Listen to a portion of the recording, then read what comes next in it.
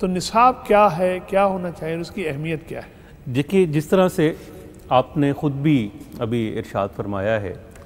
वो ये कि निसाब बुनियादी तौर पर अगर हम उसको डिफ़ाइन करना चाहें जी, तो कोई भी एजुकेशन निसाब के बगैर मुमकिन नहीं। जी, निसाब वो रास्ता है या वो पैसेज है कि जिस पर एक तालिब इल्म चलता है और जो इंसानों की एक नस्ल यानी हम हैं, असातिज़ा हैं, जो हम अपनी अगली नस्ल को बनाना चाहते हैं, जी, ठीक, उस रास्ते पर चलाकर, उस रास्ते पर एक तालिब इल्म को ले जाकर हम उसे मुस्तकबिल के लिए तैयार करते हैं। अगर निसाब ना हो तो रास्ता मुतय्यन नहीं है। निसाब एक शाहराह है, एक रास्ता है कि जिसके ज़रिए से, अब इस निसाब में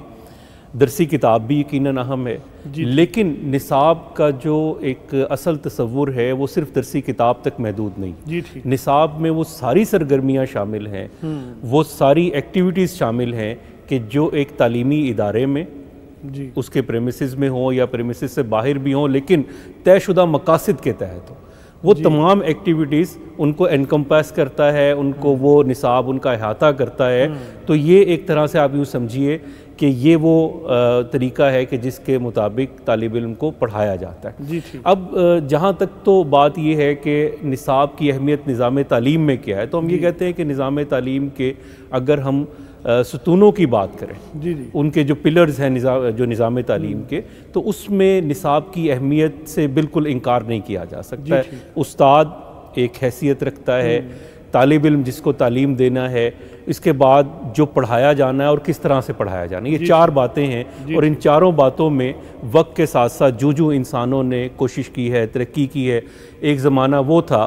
कि जब सुकरात, अफलातून और बड़े बड़े असातिज़ा मौजूद थे, इनके लिए निसाब की अहमियत नहीं थी, ये खुद जानते थे और बहुत कुछ पढ़ाते थे। लेकिन जो ज़माना आगे चलता गया तो निसाब या दरसी किताब आप यूँ कह लीजिए आसानी से सहूलत के लिए, तो उसकी अहमियत बढ़ती चली गई। इसमें आप ये देखिए कि फ़ी ज़माना तो